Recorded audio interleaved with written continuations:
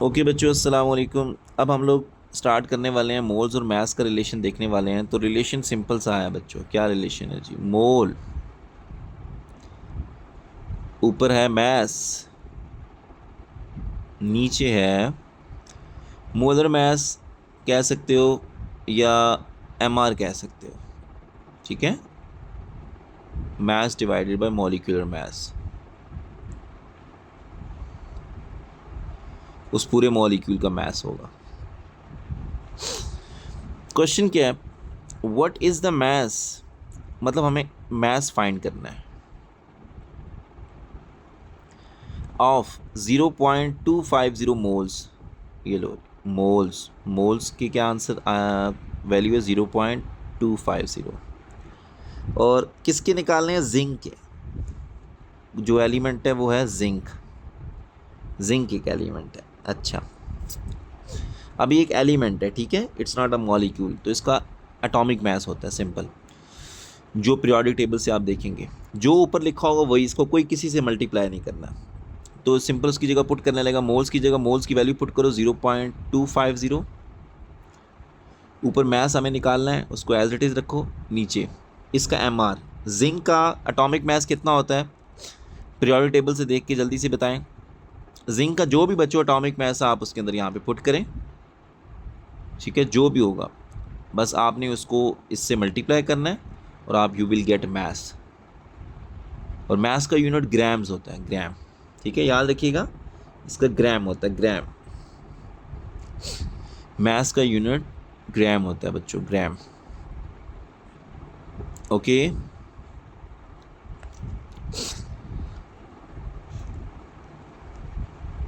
Next देखते हैं। How many moles, मतलब मोल्स निकालने हैं हमें इन कितने ग्राम्स में। ये इसका मैस है, तो ये मैस का यूनिट है ना, 2.64 ग्राम, मतलब मैस 2.64 ग्राम मैस है।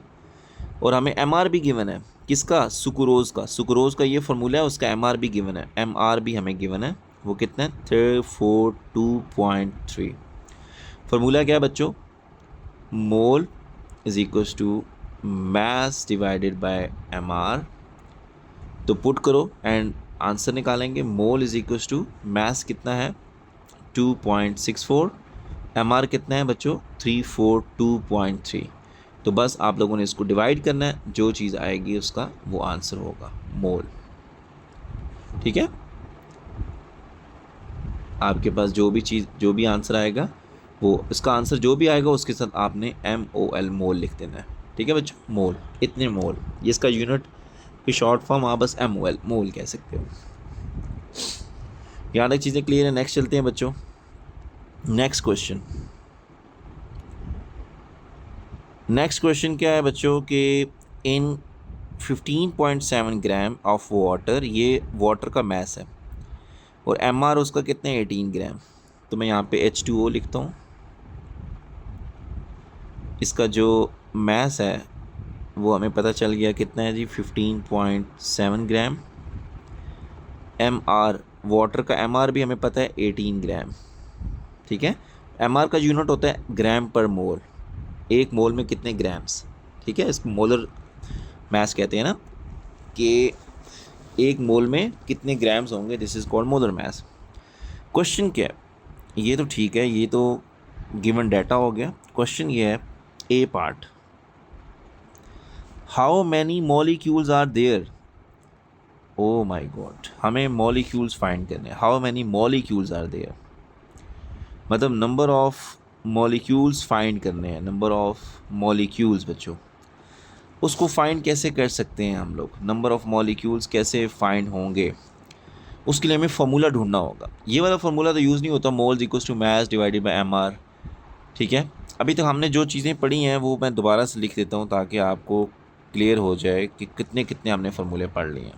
एक देखो, एक फार्मूला पढ़ा है, मोल इज इक्वल्स टू, अभी पढ़ा है, mass divided by M are.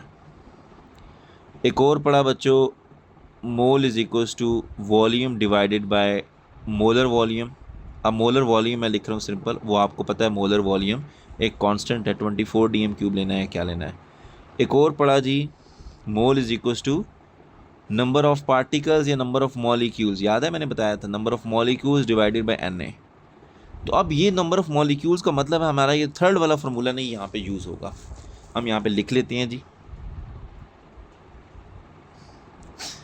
Mole is equals to number of molecules divided by Na। अब पॉइंट ये है मोल्स कैसे आएंगे। एवोगाड्रो मोल्स हमें पता ही है अभी तक हमें मैथ्स और एमआर पता है। अगर आपको मैथ्स और एमआर पता है तो आप मोल्स निकाल सकते हो फार्मूले नंबर 1 से। ये देखो फार्मूला 1 से आप ये मोल्स निकाल सकते हो। कैसे निकालोगे, आपसे क्या करना है, मैथ्स ऊपर लिखो 15.7 और 18 ग्राम नीचे लिखो, तो you will get moles. Right बच्चों, आप यहाँ से मोल्स निकाल सकते हो। जब आप लोग मोल्स निकाल लो, ठीक है, इन दोनों से आप लोगों ने क्या निकालना है बच्चों, मोल निकालना है, मोल मोल। इससे आप मोल्स निकालो। जब आप मोल्स निकाल रहे हो तो आप नंबर ऑफ़ मॉलिक्यूल्स भी निकाल सकते हो कि इस मोल्स में इतने मॉलिक्यूल्स होंगे।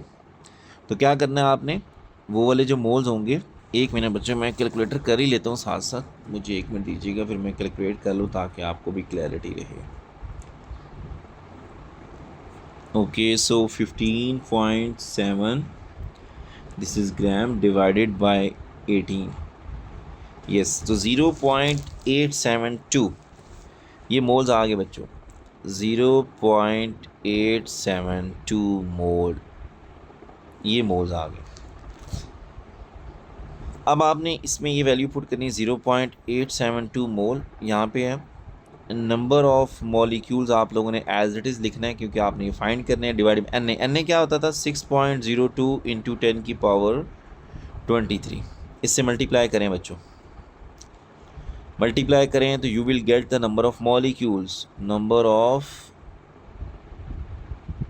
मॉलिक्यूल्स बच्चों 0.872 इंटू 10 की पावर 6.02 इंटू 10 की पावर 23। आप इन दोनों को मल्टीप्लाई करोगे यू विल गेट मॉलिक्यूल्स। अच्छा मैं इसको करता हूँ ज़रा, इंटू, मेरे पास साइंटिफिक कैलकुलेटर तो नहीं है अभी फ़िलहाल के लिए 6.02, तो मैं इसी को ऐसे कर लेता हूँ।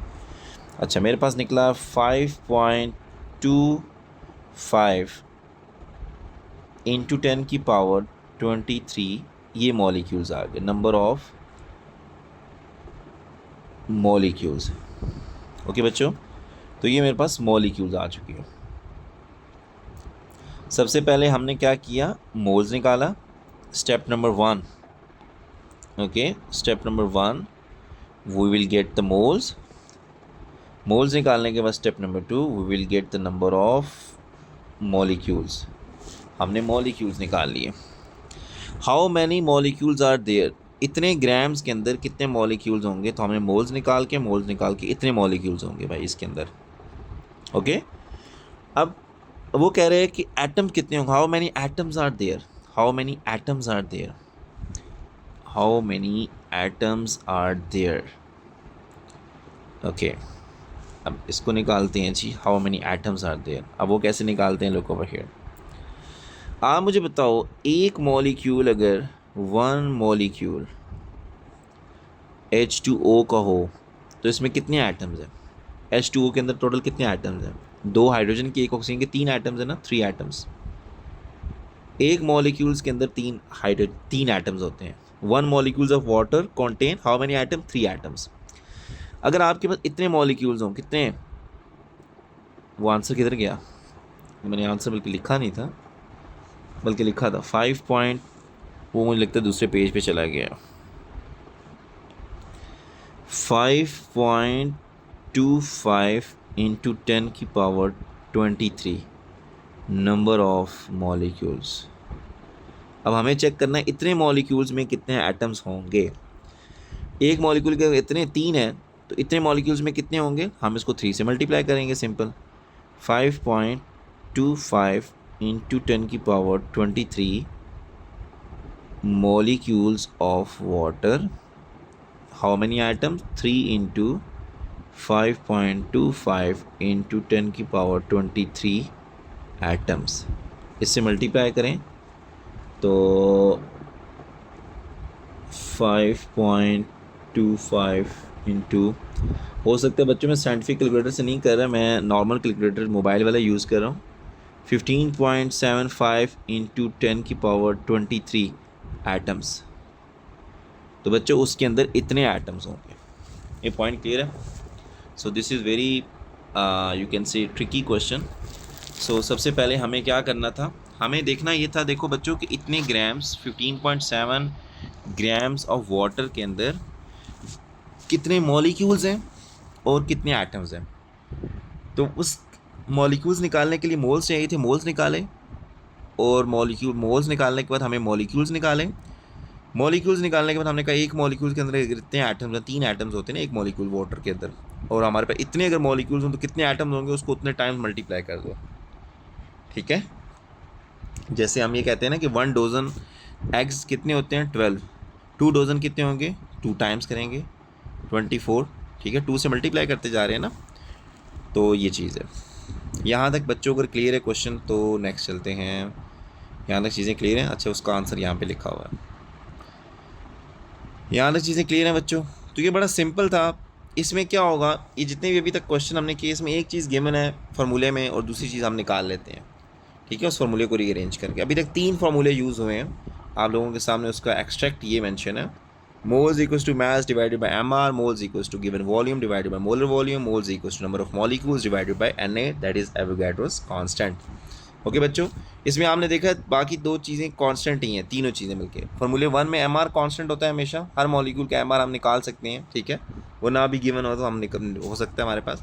मोलर वॉल्यूम गिवन पक्का हमें पता है 24 dm³। ठीक है, और Na की वैल्यू भी कांस्टेंट है, वो भी हमें पता है। ठीक है, तो बस 2 ही वेरिएबल्स हैं आपके, उनमें से एक वेरिएबल गिवन होता है, दूसरा वेरिएबल फाइंड करना होता है। यहाँ तक होने के बाद अब हम लोग बात करेंगे रिएक्टिंग मैसेज की। ये क्या चीज़ है, ये क्या कॉन्सेप्ट है? ठीक है, अब अभी तक हमें बड़ा सिंपल सी चीज़ें थी, एक चीज़ गिवन हो दूसरी चीज़ निकाल लेते। अब हम एक रिएक्शन के बारे में बात करेंगे। अगर रिएक्शन के अंदर कोई चीज़ गिवन हो तो हम देखेंगे कि प्रोडक्ट कितना बन रहा है, या प्रोडक्ट के मोल्स कितने फाइंड करेंगे, वो चीज़ों को हम निकालेंगे। या बल्कि हम लोग इसको नेक्स्ट वीडियो में स्टार्ट करें तो ज़रा बेहतर होगा इंशाल्लाह, तो इसको अच्छे से हम देख लेंगे।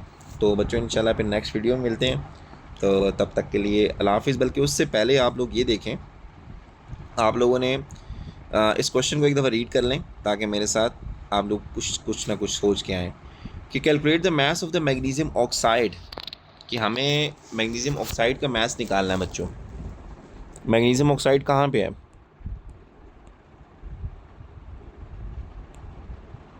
ये है,